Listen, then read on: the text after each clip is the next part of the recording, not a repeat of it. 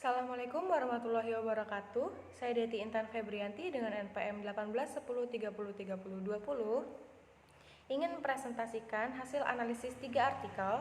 Yang pertama ada Who Aspires to a Science Career, a Comparison of Survey Response from Primary and Secondary School Student, atau siapa yang bercita-cita untuk menjadi karir sains dari sebuah perbandingan tanggapan survei primer dan sekunder siswa di sekolah.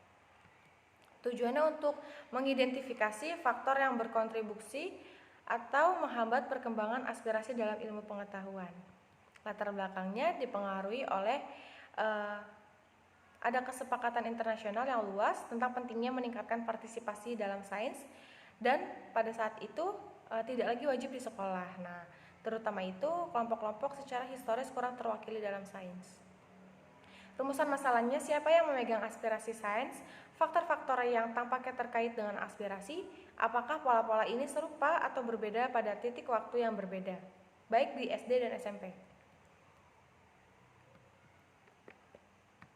Hasil penelitian menunjukkan bahwa aspirasi Y6 hingga Y9 memang terpola oleh struktur, sementara pada saat yang tidak terdeterministik, yaitu tidak diperlihatkan kejelasan pola-pola tertentu yang terjadi. Nah, memang gambaran yang disajikan adalah tingkat konsistensi, yaitu di mana dalam aspirasi kaum muda 10-14 tahun dapat dipolakan dengan identitas dan ketidaksetaraan sosial. Kesimpulannya yaitu gambaran aspirasi tidak banyak berubah baik dari segi cita-cita karir sains atau faktor-faktor yang terkait. Judul yang kedua yaitu School Subject Synergy and Teacher Knowledge. Do biology and chemistry teachers benefit equally from their second subject? Atau sinergi mata pelajaran sekolah dan guru pengetahuan.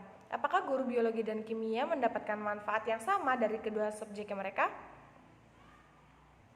Tujuannya yaitu untuk menyelidiki apakah mempelajari dua konten atau metode yang terkait alih-alih dua mata pelajaran ini tidak terkait menghasilkan perbedaan yang signifikan dalam sampel guru prajabatan. Nah, latar belakangnya yaitu pendidikan guru berpengaruh terhadap kompetensi profesional.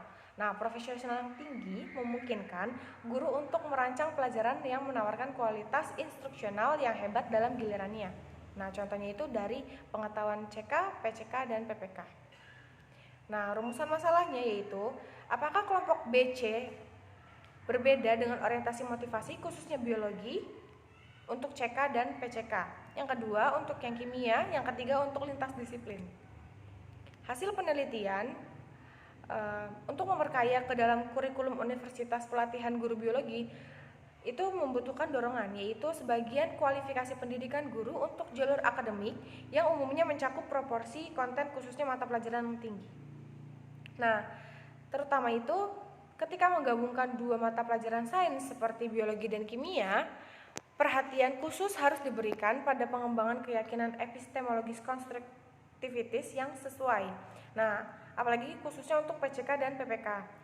Misalnya suplemen kurikuler terkait PCK yang sesuai menggunakan konsep rekonstruksi didaktik. Kesimpulannya yaitu dampak jalur pendidikan guru yang berbeda baik di akademik atau non-akademik, berbagai aspek kompetensi tidak layak karena kecilnya jumlah kasus dalam subkelompok terutama pada prajabatan ini. Pertimbangan ini juga secara langsung terkait dengan pertimbangan potensi seleksi mandiri efek yang mungkin telah berkontribusi pada perkembangan perbedaan kelompok yang diamati. Secara teoritis dibayangkan bahwa perbedaan kelompok ini dapat diamati aja sudah mulai terlihat bahwa pendidikan guru ini terdapat perbedaan. Selanjutnya pada judul Determinant of Black Families Access to a Community-Based STEM Program, a Latent Class Analysis, atau penentu akses keluarga kulit hitam ke sebuah program STEM berbasis komunitas atau kelas laten analisis. Tujuannya untuk mengungkap determinan dari akses keluarga hitam ke pengayaan STEM, khususnya berfokus pada IM STEM program berbasis komunitas. Latar belakangnya yaitu menurut laporan siswa kulit hitam lebih mungkin bersekolah di sekolah yang tingkat kemiskinannya tinggi dibanding dengan mereka. Nah, rekan kulit putih selanjutnya melaporkan perbedaan 90 poin dalam nilai matematika pada kelas 8 untuk menghadiri kemiskinan tinggi sekolah dibanding rekan-rekan mereka yang di sekolah miskin. Rumusan masalahnya, bagaimana keluarga dalam kelompok IM STEM ini ke kelas laten, khususnya ke tingkat pendidikan tinggi orang tua, status makan, status perkawinan, jumlah anak, lingkungan, dan sejauh mana anggota kelas laten memprediksi bagiannya keluarga tentang program STEM. Hasil penelitian menyebutkan bahwa studi ini menanggapi panggilan untuk memahami cara model sosial membentuk model agensi dengan memeriksa materi dan sumber daya sosial, mengingat mengeksplorasi berbagi informasi mengenai program OSTEM dalam komunitas hitam.